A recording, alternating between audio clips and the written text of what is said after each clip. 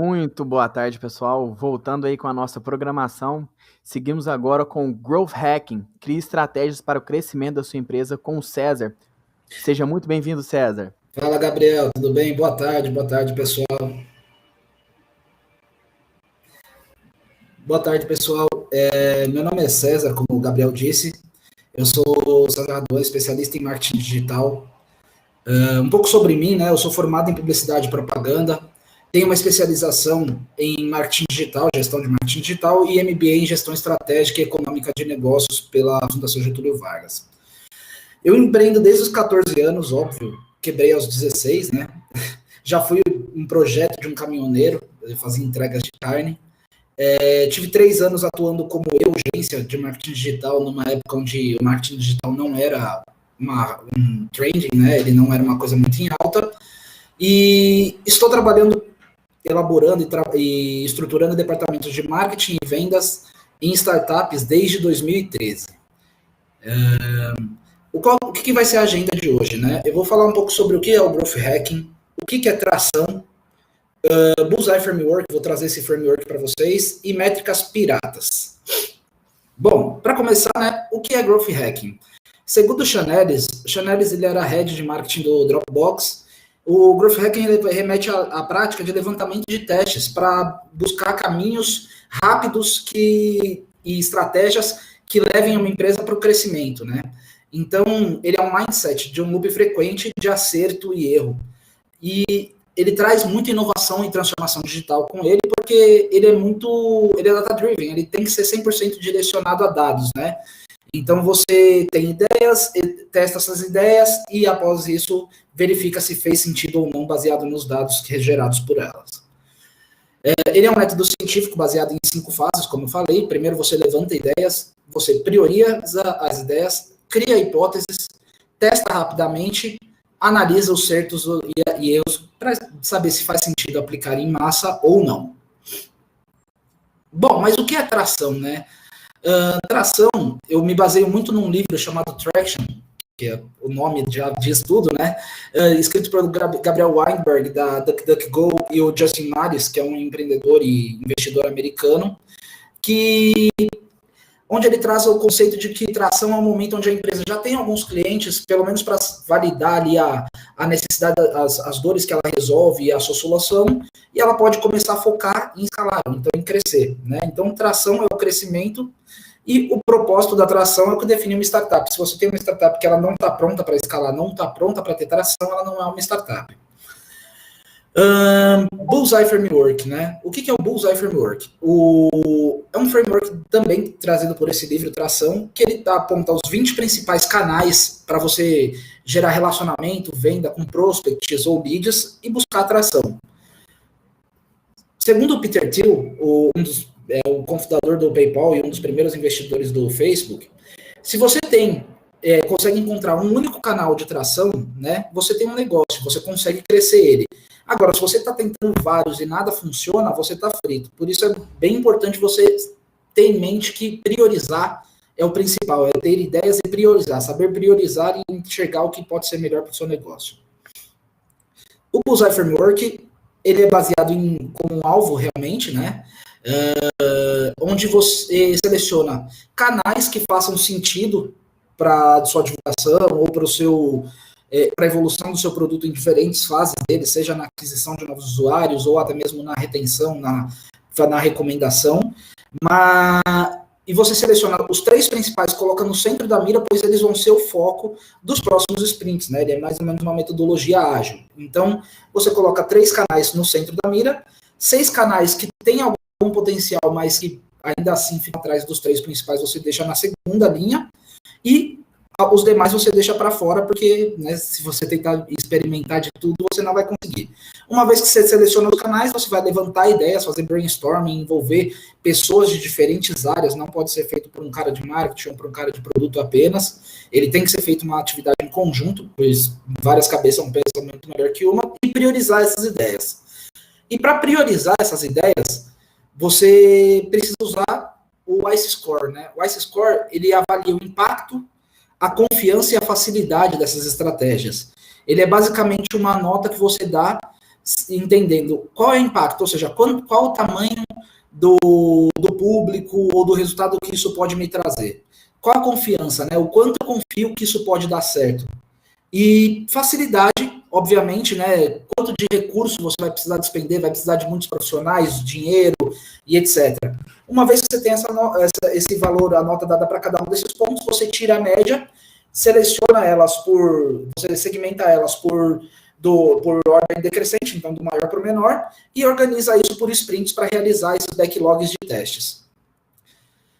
Mas, como assim métricas, né? Métricas piratas?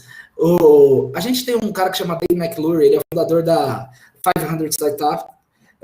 Ele criou as métricas piratas em 2007 com o objetivo de selecionar 5 principais métricas para medir o sucesso que uma empresa está tendo no seu crescimento como norte.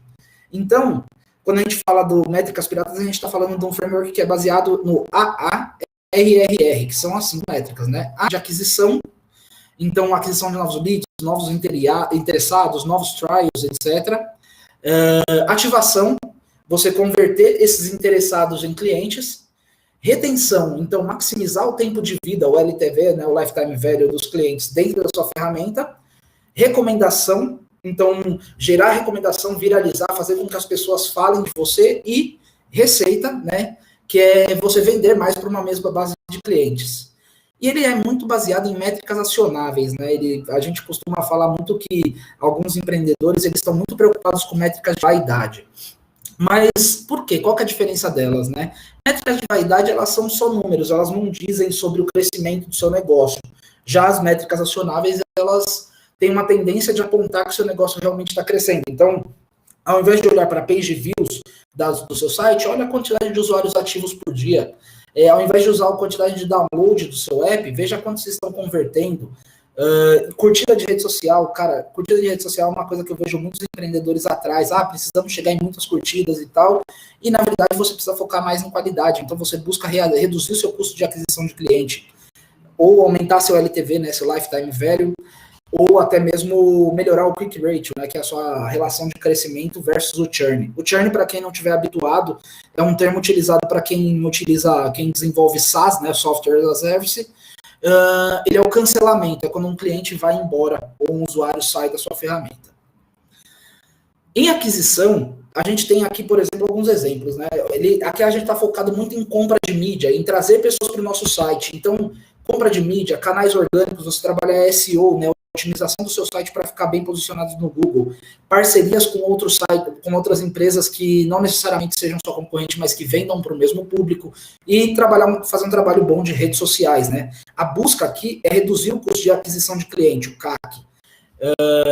Quando a gente vai para ativação, a gente tem o objetivo de levar o usuário para o momento ahá, né? Para o momento onde ele fala, putz, eu preciso efetivamente dessa ferramenta, isso aqui me ajuda. Eu preciso desse recurso. Então, você tem que mostrar, a partir desse momento, você tem que mostrar por que você, né? Por que ele deve fechar com você e não com outra pessoa. Criar hábitos. É muito importante você criar o hábito dessa pessoa para que ela use e consuma os seus produtos de maneira eficiente e fique feliz com isso. E, obviamente, né, fechar a venda, que é a busca por novos clientes é o objetivo principal nessa fase. Retenção, né? O Weekly Active User, Daily Active User e Monthly Active User, né? O WAU, DAU e MAU são as métricas principais de retenção, ou seja, ver se as pessoas estão online no seu sistema o tempo inteiro, quantas que estão online no dia, na semana, no mês. Hoje ele é considerado uma das métricas mais importantes no Vale do Silício, né? E é importante que seja analisado por cohort, ou seja, por públicos diferentes, por entradas diferentes em períodos diferentes, sempre buscando reduzir o churn. E para exemplificar a importância dessa métrica, eu trago um gráfico aqui onde a gente tem 2 cenários, né? Um cenário de uma performance de uma empresa com um churn mensal de 3% e uma com um churn negativo, ou seja, você tem mais clientes entrando do que saindo. Obviamente, então, que a gente olha o crescimento em 37 meses, daqui tem um churn de 3%, a gente está falando de chegar num faturamento ali de $140 mil, enquanto no mesmo período, para uma que trabalha com um churn negativo de 3%, e 3% é um dado, um valor bem baixo, a gente está falando de chegar no 3 vezes o valor, em $450 mil aproximadamente. E recomendação é entender assim, o que estão falando da sua empresa, é ouvir o cliente, entrevistar ele, ir atrás de informação sobre isso, né?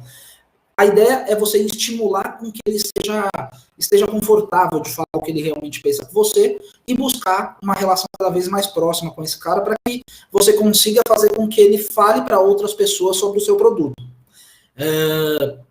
E o importante, né? Existe uma forma bem legal de você trabalhar a recomendação na sua base de clientes, que é monetizar, é pagar seus usuários para que eles façam isso. Então, fazer uma ação de member get member, ou seja, fazer uma campanha como o Uber fez por muito tempo com os motoristas, que era, traz outro motorista para mim, e quando ele chegar na 10ª corrida dele, eu te dou um valor. Nesse caso do Uber, ele pagava em torno de R$500 aqui no Brasil, para cada novo usuário que um motorista indicasse e que fizesse as suas 10 primeiras corridas. Ele busca realmente aumentar a sua base de cliente com um mínimo de gasto, né? Muito mais fácil crescer no boca a boca do que crescer fazendo mídia, né? Isso é muito mais barato. Receita, né? Então aqui a gente está falando de fazer com que seus clientes gerem cada vez mais receita para você, eles paguem mais para você. Para isso existem algumas formas de você trabalhar upselling, cross-selling. Upselling é o ato de você aumentar o plano que o seu cliente usa. Cross-selling é vender outros produtos ou outros serviços para um mesmo cliente. E a ideia aqui é melhorar a relação de CAC e LTV, né? Então, o CAC é quanto você gasta para adquirir um cliente, o LTV é quanto dinheiro esse cara te paga. Então você fala, opa, eu preciso então que meu LTV seja muito maior que o meu CAC. As boas métricas de SaaS, né, as boas práticas de SaaS, mesmo de Software as a Service, dizem que há uma relação que se começa a se tornar saudável é quando o LTV dos seus clientes é referente a 3 vezes o valor do CAC, o valor que você investiu para conseguir esse novo cliente. Então você está sempre em busca de aumentar o seu lifetime value, aumentar o tempo de vida do seu cliente e vender mais para ele para conseguir mais receita nessa base. E mais importante de tudo, né?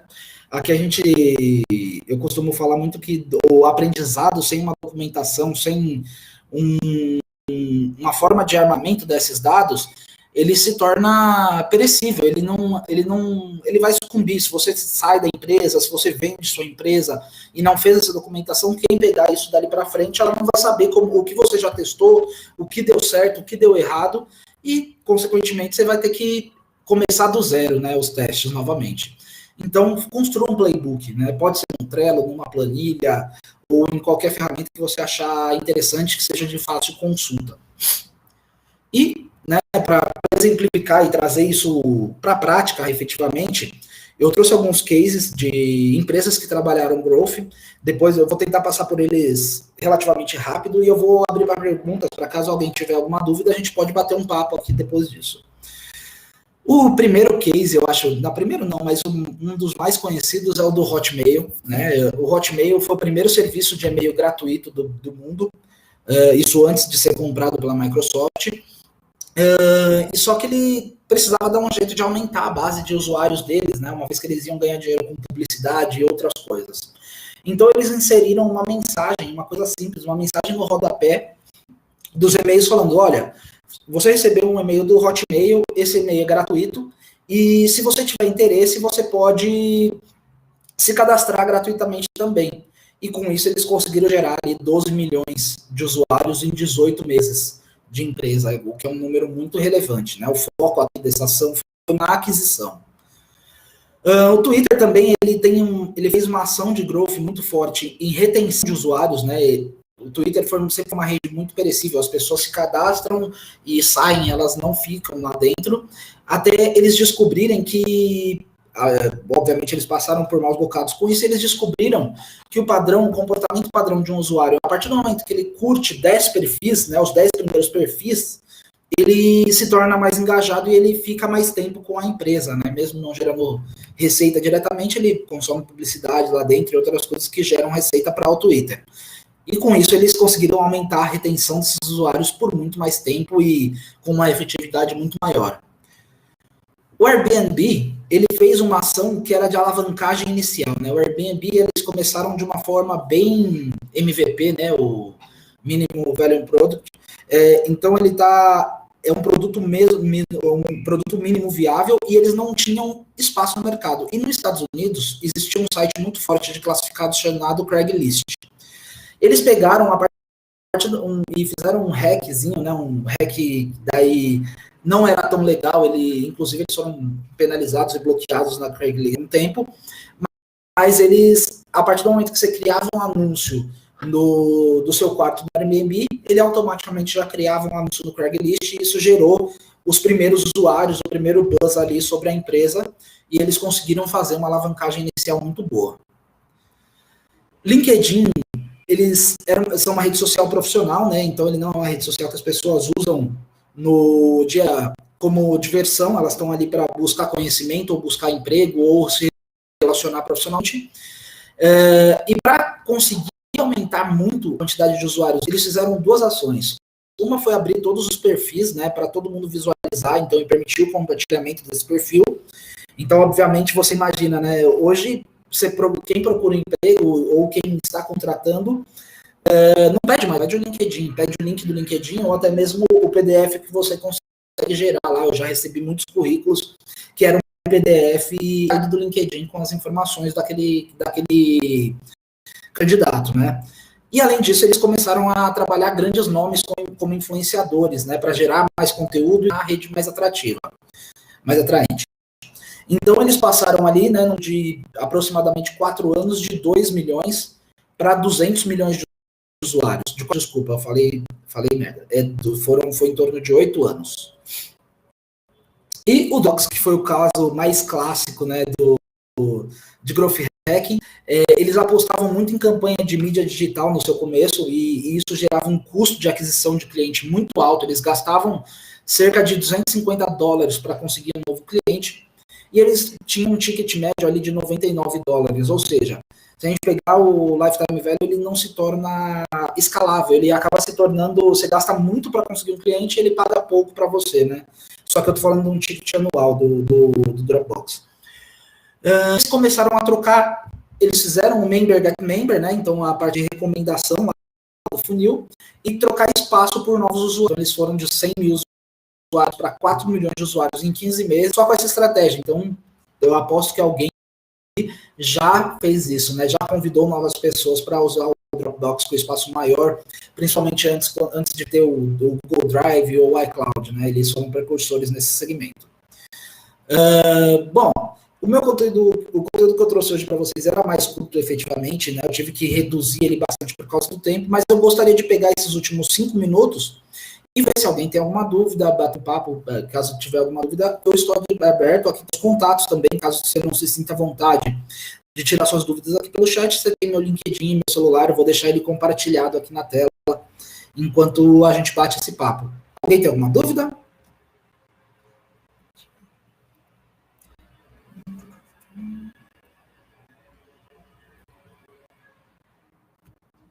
O Gabriel me pediu aqui para esperar alguns segundos, né? Vamos esperar um pouquinho.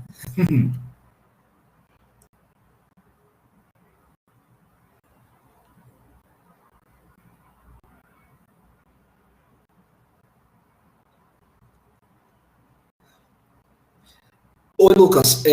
Eu posso sim. O Lucas ele me pediu aqui para ver se eu posso compartilhar esses slides. Eu vou fazer o seguinte, você tem meus contatos aí na tela, me manda uma mensagem no WhatsApp, eu te compartilho eles assim que terminar essa apresentação, eu mando esses slides para você. A Natália Bertucci, ela fez uma pergunta aqui que é quais são os principais cometidos pelas organizações na implantação da técnica Growth Hacking, né, e como evitá-los. Bom, Natália, isso é muito complexo. Os empreendedores, eles têm o costume de achar que o growth hacking é a bala de prata. É realmente o que vai levar a empresa para o crescimento é vou contratar um head de growth aqui na minha empresa e eu vou explodir. Não é bem assim, né? O growth hacking ele é uma questão muito mais cultural do que profissional, né? Tanto é que tem um amigo meu, Giovanni, ele trabalha atualmente na ZUP, né, Innovation, no Itaú, e ele ele fala muito que a área, né, o profissional, o head de growth, ele vai morrer com o tempo. Ele não é a área que vai perdurar. Por quê? Porque seu objetivo é implantar cultura. Qual cultura? Essa cultura da metodologia ágil, primeiro da criação da ideia, do brainstorming para você desenvolver novas ideias para alavancar o negócio. Ele vai passar por uma segunda fase de evangelização de processos, então ensinar como se organiza os sprints, ensinar como fazer a avaliação do ICE Score, ensinar como executar efetivamente o processo para depois aquela empresa ela consiga andar sozinha. Na realidade, o ideal, né, o erro principal é ter uma pessoa como head de growth. Na verdade, no final do dia, quem deveria realmente ser o head de growth da empresa é o CEO ou o Product Manager, né, a pessoa responsável pelo produto. Porque é essa pessoa que vai dar o drive do crescimento para uma empresa. Ela que tem que falar, poxa, minha preocupação, eu tô com pouco cliente. Poxa, então peraí, eu preciso de cliente. Então ela vai lá, organiza sprints junto com o departamento de marketing e faz o negócio rodar. Putz, meus usuários estão entrando, mas eles estão saindo antes de eu ter a possibilidade de converter. Então o Product Manager ou o CEO vai chegar no head, né, de desenvolvimento e vai trazer esse, mas falar, olha, aqui a gente precisa trabalhar agora melhor na retenção, vamos começar a criar estratégias para melhorar essa retenção. O erro efetivo é achar que o Growth Hacking é o novo marketing. Ele não é.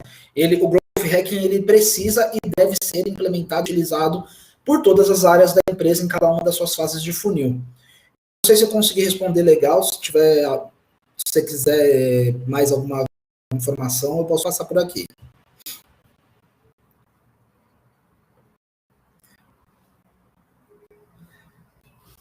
Legal, acho que não.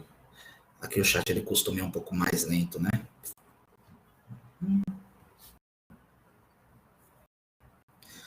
Outro livro que eu acho muito interessante, que para vocês lerem, se vocês estiverem interessados em fazer leitura sobre Growth Hacking, porque ele mostra efetivamente como montar não um departamento, né, mas como começar essa alavancagem de growth, né?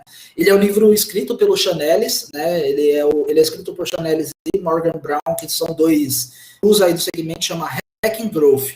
Esse livro você acha em português em qualquer livraria e ele é muito interessante para você conseguir aprender como se estrutura uma área de growth, como você estrutura um processo de growth na sua empresa, quais são os profissionais, né, as cabeças que você precisa ter em cada uma das áreas e como exercer isso, como organizar os ritos e realizar isso de uma maneira prática. São os 3 livros que eu acho mais importantes para a leitura aqui, né? O Hacking Growth, o Traction, desculpa, esqueci o nome do terceiro, o Organizações Exponenciais. Desculpa, eu tinha esquecido o nome. São 3 livros que são bem interessantes, eles contam casos e formas de crescimento de empresas que atingiram esse resultado. Bom, gente, a gente chegou aqui no último minuto. Eu quero agradecer a presença de todo mundo que veio assistir aqui, prestigiar, agradecer a organização da Campus, o pessoal do Sebrae.